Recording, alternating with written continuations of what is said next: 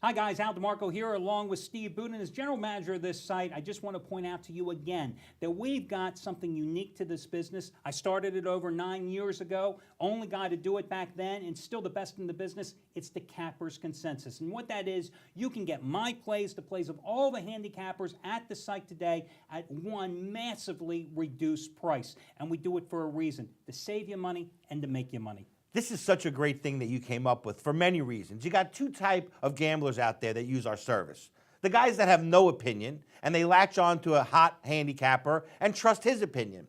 And then you have the guys that have their own opinion, and it's a decent opinion. And they like to use the Cappers Consensus because they read all the top experts' opinions, see which one jives with their own opinion, and then that's the play that they make. So having this information at their fingertips is so very valuable to them, and not having to spend a ton of money to get it makes it a no-brainer. And that's exactly why I used the word consensus when I came up with this all those years ago. Cappers Consensus, that's exactly how you use it. And guys, listen, if you bought my plays and the plays of all the other handicappers at this site, Anthony Red and Jeff Benton and Craig Davis, who's been red hot, you buy all their plays separately, you're spending $600, $700, $800. You're getting it at a massive price reduction, and you get all the plays right now. Cappers Consensus, check it out.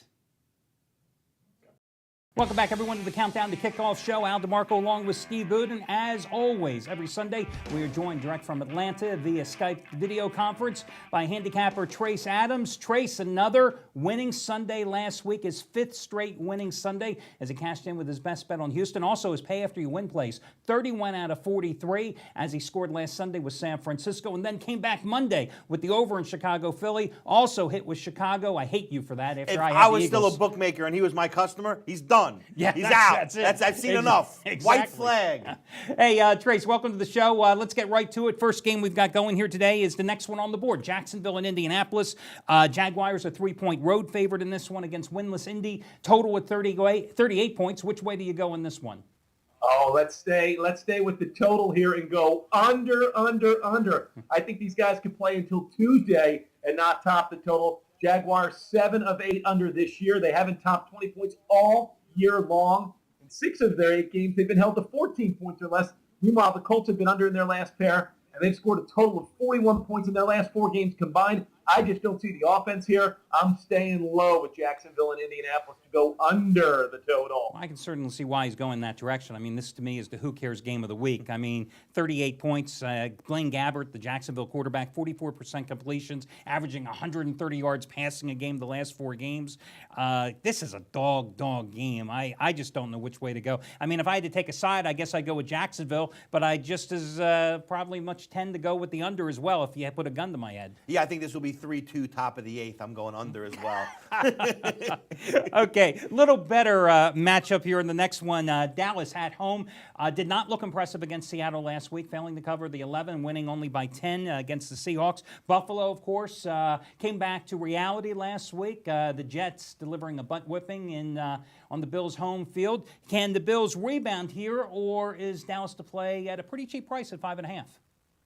I say the Bills rebound in this one, guys. I really think, obviously, Buffalo missed their chance last week at home against the Jets. But you know what? They've been perfect this year as an underdog. They've covered all 4 tries in the dog roll. And like you said, Dallas, not too impressive last week against Seattle. You take a look at their numbers. They've usually been inflated at home. They failed 8 of their last 10 as the home favorite. And I think Buffalo's getting just enough here to sneak inside the number. And you also remember this. Hey, Chan Gailey used to coach for Jerry Jones back in the late 90s, so kind of a special game for him, a little bit of an intangible there. And I'll say Buffalo plus the points to cover the number against the Cowboys in this one. Now, see, you brought up a very good point about usually the Cowboys have an inflated number at home, but because, in my way of looking at this game, because Dallas played so poorly at home last week against Seattle, I think this is a pretty cheap price. And because Buffalo, of course, didn't look well, but because they played very well as a dog this season, I think this is a good price to take the Cowboys minus the 5.5.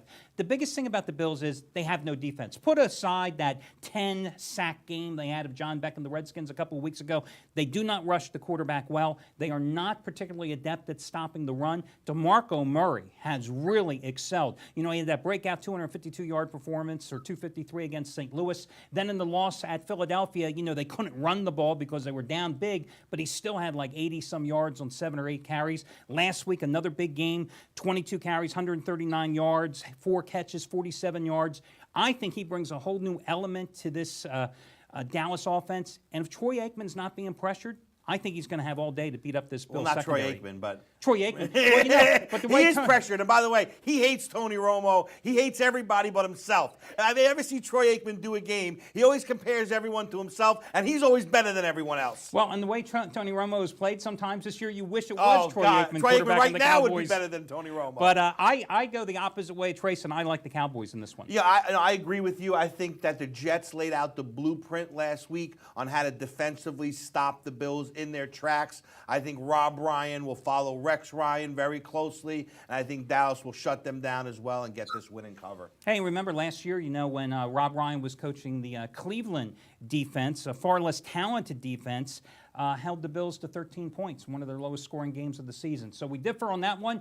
We are joined, as usual, every Sunday here by Trace Adams, one of our top handicappers. And hottest handicappers. Yes, 5 straight winning Sundays and 31 out of 43 with his pay after you win plays, and we'll talk more about that in just a moment.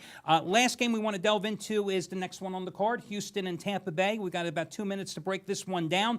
Boy, I'll tell you what, the Texans are playing good, and they're getting it done with defense. Yeah, the Texans have really treated me well last week, and that was my big 1,500-star winner. But I'm going to buck them this week. They've got the 3-game winning streak, 2 of those wins at home, and it was against Jacksonville and Cleveland. So I don't put much stock in those 2 victories. Now going on the road against a desperate Tampa Bay team, and I mean they are desperate here.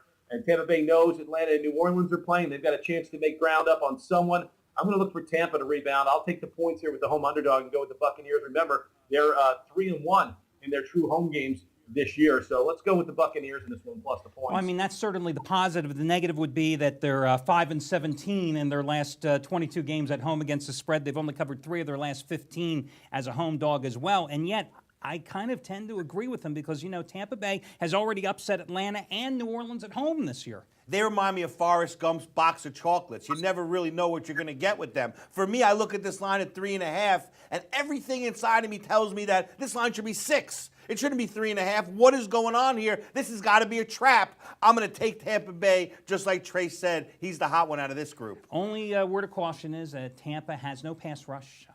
You know, this team only has 12 sacks on the year, so Matt Schaub could have a big game. And, of course, Foster and Tate have been having an outstanding season combined running the ball.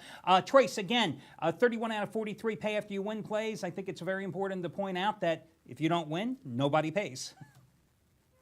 Exactly. And, I mean, that's the bottom line. End of discussion there. And 31 out of 43 speaks for itself, for sure. And, of course, last Sunday it was San Francisco. Monday night was Chicago, Philly over. So check it out. Trace Adams joining us every Sunday. Thanks, Trace. Guys, listen, the next segment of the show, we are going to continue to break down your games here from a point spread perspective, plus all the details on how you can win $300 of my money playing fantasy football through draftstreet.com. You've got a few hours left to finalize your roster. We will be returning in just a moment here on the Countdown to Kickoff show.